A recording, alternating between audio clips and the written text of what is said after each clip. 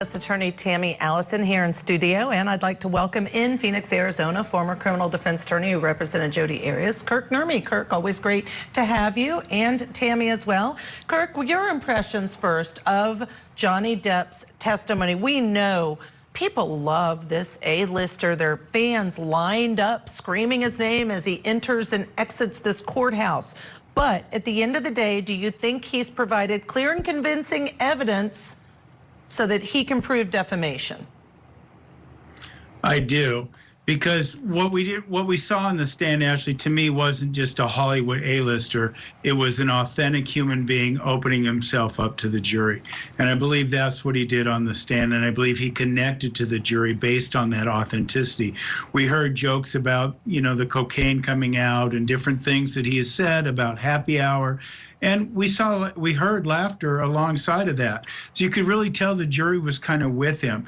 And I think that connection is what he really needs to get them, motivate a jury to award him the kind of money he's seeking. And I think he provided just that connection. And I expect we'll have more testimony next week about the money aspect of it for the damages. But Tammy, having spoken with you yesterday about this case, I'm smiling because I don't know that you would agree with that analysis of Johnny Depp and what you thought of him on the stand. Tell us.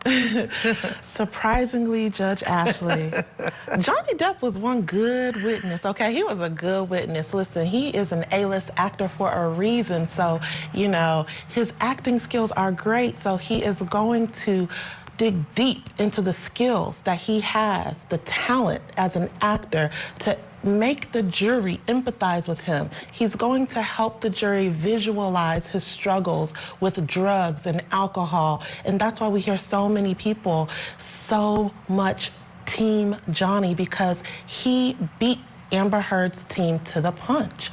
Anything they can say derogatory about him in terms of his drug and alcoholism, he's already talked about it, but he said it in a way that so many people can empathize with and they can feel it, and almost to the point where they like him. And of course, that's going to translate very well to the jury. But you don't find him authentic. So now I want to switch and ask you the question first and then come to you, Kirk. All right, Tammy, what do you need to see from Amber Heard? And we have to have quick answers, Amber Heard, in order to believe her side of the story.